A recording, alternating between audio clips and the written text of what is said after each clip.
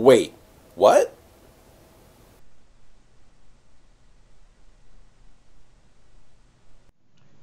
Hello there, and today I'm going to just do a bit of a show and tell episode.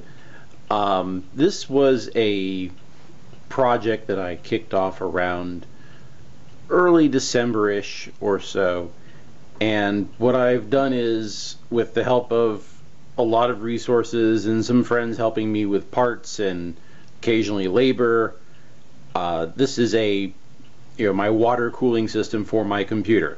And many people have done this before.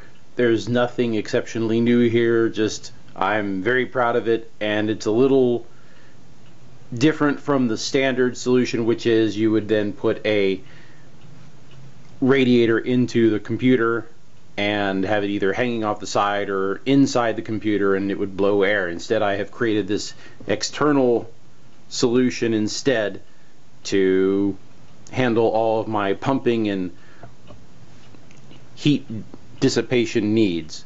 So anyway, the big motivator for this was really just heat, obviously. I have a pair of Radeon 6800, 6870 cards in my computer, and they just get exceptionally hot at idle. And even then, the fans just would go, and I just hated it. Drove me bananas. So I thought, okay, well, I'll try to make this quieter. So we're now going to go into bad camera work mode, so the tripod has to move so you can actually see what's going on. So let's focus on the kind of water box here. So what we have is we have two radiators, and they're unfortunately mixed and matched. This one actually has an integrated pump in the bottom of it, so it's actually my initial pump for doing this, and the second radiator was just to make sure I could dump heat adequately. Instead of the typical, I would run it off the PC, I just integrated a PC power supply. So there's a bunch of junk in here, and obviously the wire harnessing is a big old mess. And what I'm going to do for the purposes of demonstration is I'm going to disconnect the pumps and then just run the fan. So essentially I wanted quiet fans, didn't quite get quiet pumps unfortunately, but something's better than nothing. And then I'll show off the rest of it, and essentially I'm just going to disconnect things and then reconnect them again as needed. So pumps are disconnected, the computer's off, so I don't have to worry about that. So let's kick it on. Here we go. And that's it. There's not a whole lot of noise going on here. And if I rotate this a little bit without making a problem, you can see the fans are happily spinning along. And these are all Enermax fans of various types. I've actually mixed and matched two sets here. The red ones are their Magma series, and I thought they'd be quieter than they were at 12 volts, so I actually have those undervolted at 5. And then the ones in the middle are actually running on 12 volts, and they're super quiet, low flow fans. I also wanted to keep this in a platform that I could just move around, alter, without having to impact my computer very much. So now that you see how noisy the fans are, and you can see if I stop talking, you can actually hear that they don't really make a ton of noise. So let's attach the SwiftTech pump. So this is just one pump, and this is the quieter of the two, and it takes a little bit to kick over. Fairly minor, and I'm just going to hook the last one up, period.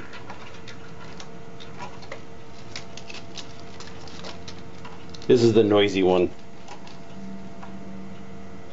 This was a a phobia pump.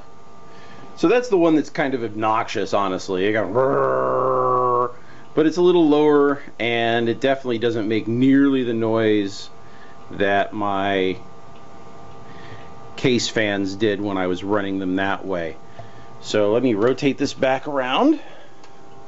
And oh yeah, because this is a PC enthusiast thing, gotta have the bling.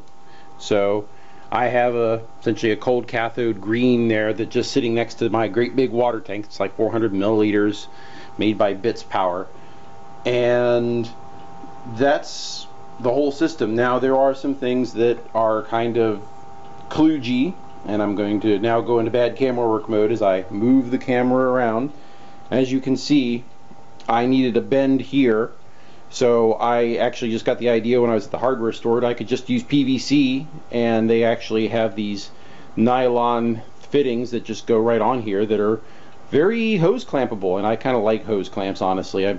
I've been reading lots of forums and people say, oh my gosh, you can just use inner diameter of, if I'm using half-inch inner diameter barbs, use 7/16 inner diameter instead, and you don't need hose clamps.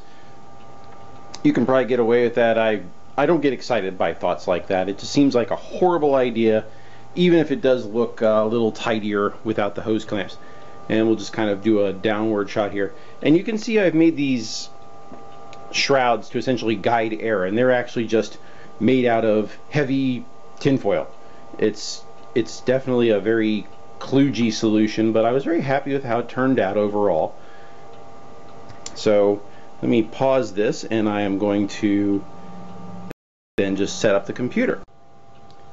Okay, and here's the inside of the computer. Now, despite my efforts to actually have good lighting when I shot this, I still have to cheat and use a flashlight. So if you notice there's this light moving around in the background, then that would be me with the flashlight trying to actually hold it steady and actually in the same time give you a reasonable looking picture. So what I've got here is I use some quick disconnects on the bottom here made by Coolants, and it's not a great angle, honestly, but they come with an L bracket, and you have to modify the case, or you need a really wide L bracket to fit them in properly. So I then also have this fairly heavy, you can see the braided hose here, that's kind of the heavier stuff that I got at my local hardware store, and then that goes to my CPU block and then goes into the first video card, which is they're both Radeon 6870s, two different makers and two different video card water blocks, because gee, consistency is just not my thing, it seems. So oh well. So yeah, the first one's an EK Bridge Edition, and I was actually planning on using a 90-degree bend for this, so it would actually go to the next water block, and it turned out I was actually stressing the fitting just enough to get a slow leak on it. So the good news is I caught it before I turned anything on, and where it did drip, it didn't even drip on electronics, it just dripped on other hoses. So again, did the strange 180-degree bend here. So this piece kind of flops out in the middle of the case and actually sticks out quite a bit, as you can see. So yeah, that's ugly. Who am I kidding? That's ugly. You can't get everything you want sometimes, folks. It just is. So it goes into the next water block and then does this little loop-de-loop to the out and then back into the water system on top. I also have included a flow meter that is right after the processor water block, so I can monitor flow rate, because I know the CPU I can set to shut down if the temperature gets too high. The video cards, who knows, but I can also set a warning if the fans stop turning. So if I use the flow meter and say, you're the CPU fan, the machine will shut down and hopefully all will be okay. So that's kind of a safety precaution there. And as you can see, there are some basic fans. There's 3 fans in the system. 2 of them are the the Enermax super quiets, and then I have one of those magma reds to blow across the video cards and the chipset just to keep things reasonably cool. Now, I'm going to turn the flashlight off and I'm going to turn the computer on. Let's hope this works. Here goes something. Turn on the back and the power supply light kicks over, and there we go. And I have a little bit of cold cathode bling in here as well. I have a red one and a blue one because, again, consistency just wasn't gonna be a normal event. So while it's firing up, I'm just going to be quiet for a minute because I can let you then see, or at least hear, the noise level that I'm experiencing with it during operation.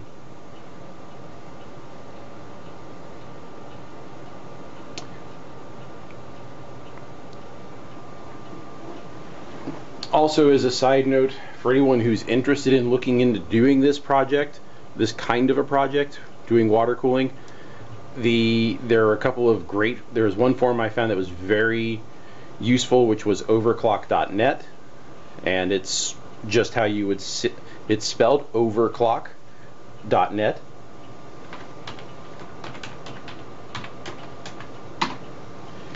So they have a water cooling forum section, and there's lots of people there. Lots of people say, I'm just starting a build, how do I get started? There's lots of good reading resources and also good links for vendors, which is also a very valuable aspect.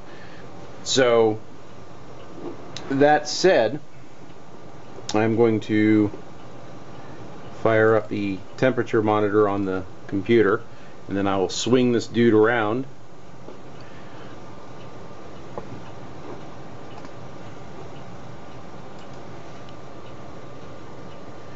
I don't have fancy hard drives, so it's just a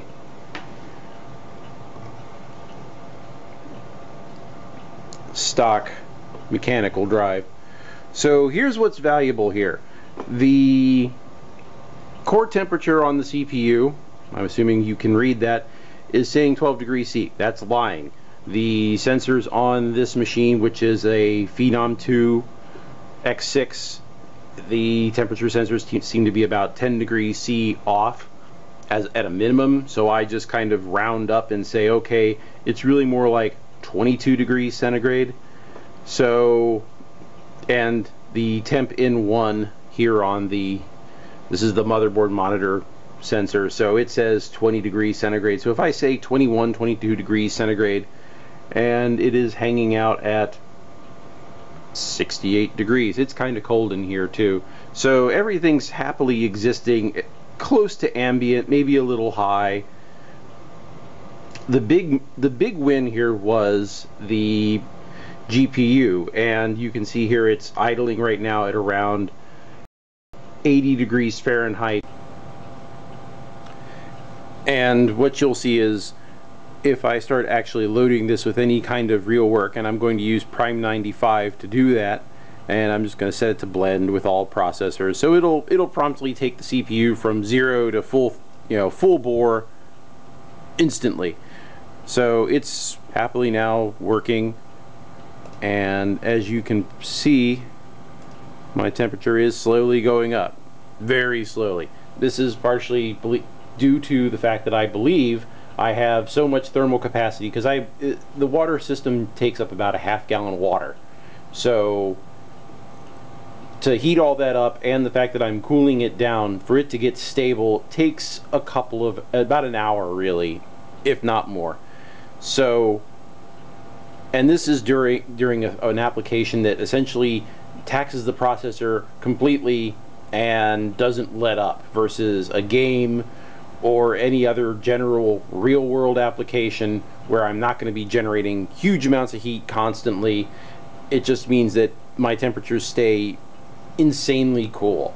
And with the Radeon cards, when I play a regular game such as, say, StarCraft 2 or Serious Sam 3, the new one that came out just a couple of months ago, my temperatures stay sub 120 degrees Fahrenheit, which is beautiful. They tended to idle at 120 degrees Fahrenheit previously, so that's pretty much it. So great temperatures there as a demonstration, although I'm not going to sit here and obviously wait an hour of footage while I go, it's getting slowly hotter in there. It just, no one wants to see that.